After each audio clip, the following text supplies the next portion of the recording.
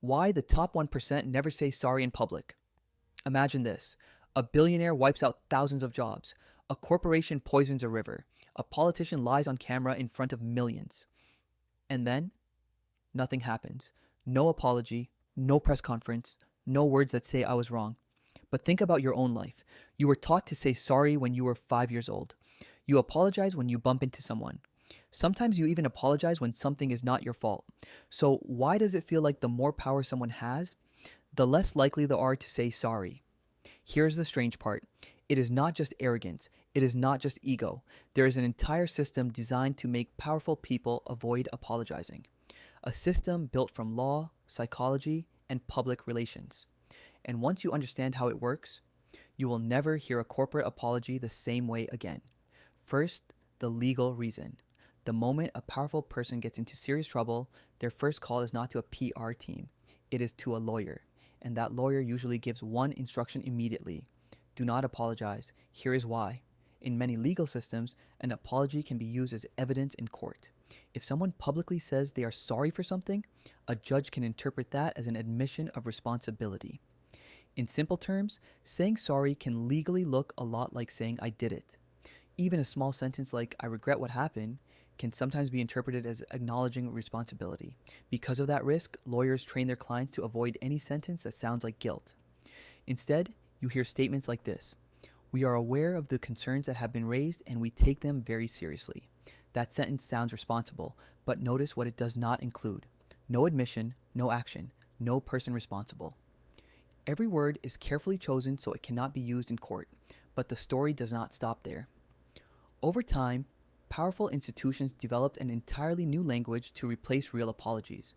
A language that sounds sincere but avoids accountability. Researchers even noticed a pattern. Instead of saying I made a mistake, powerful figures often say something different: mistakes were made. Listen carefully to that sentence: mistakes were made. Who made them?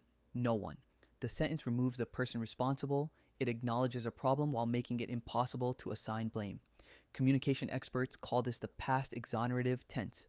It is a grammatical trick that removes the actor from the action, and it appears constantly in political and corporate statements. But there are even more variations. There is the if apology. I'm sorry if anyone was offended. The word if quietly suggests something. Maybe no one was actually offended. Maybe the apology is not even necessary. Then there is the company apology. The company deeply regrets what happened. Again, no individual takes responsibility. The blame dissolves into a faceless organization. And then there is the experience apology. We are sorry for what you went through. That sentence sounds compassionate, but notice what it avoids. It never says what the organization actually did. It apologizes for your experience, not their actions. Corporate lawyers sometimes describe these as benevolent gesture statements. They resemble accountability, but they contain none.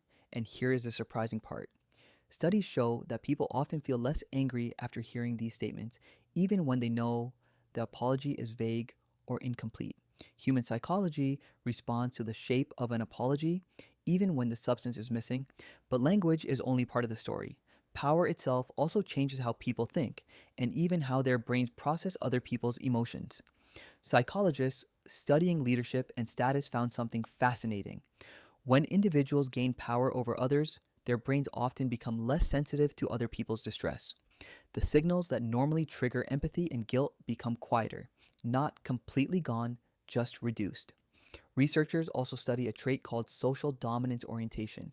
This measures how strongly someone believes society should have hierarchies. People with high scores tend to believe that some groups should naturally hold more power than others. And individuals who reach extremely high positions, CEO level or billionaire level, often score higher on this trait. For someone who strongly believes in hierarchy, apologizing downward can feel unnatural. It feels like violating the structure they believe the world should follow. But there is another twist. Confidence itself is rewarded by society. Experiments show that when two people have equal ability, the more confident one is often perceived as more competent, even if that confidence is exaggerated. In other words, overconfidence can actually increase status, which means the system does not just allow people who avoid apologizing to rise. It often selects for them. Now consider what happens when a powerful person is caught in a scandal. Crisis managers follow a familiar strategy. First comes silence. For the first several hours, they say nothing. They watch the story unfold. They see what information becomes public. Then comes a statement. But usually it does not come directly from the person involved. It comes from the company or from a spokesperson. The message sounds responsible but vague. We take these matters very seriously and we are committed to doing better. Notice how many questions remain unanswered. Serious about what?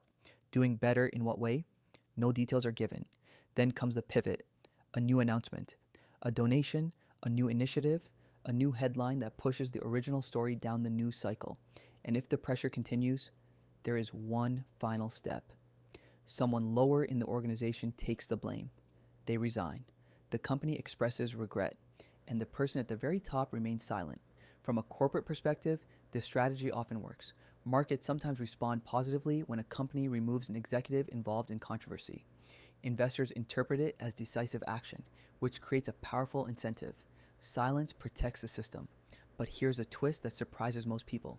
Researchers studying apologies discovered something called a forecasting error. When people imagine apologizing, they predict it will feel terrible. They imagine embarrassment, loss of status, humiliation, so they avoid apologizing entirely.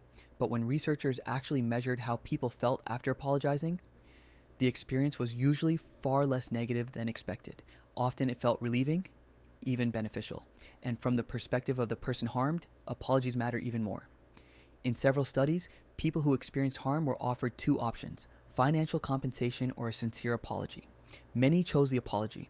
Hospitals that adopted honest apology policies often saw legal claims decrease rather than increase. In customer service research, sincere apologies frequently reduced negative reviews more effectively than refunds.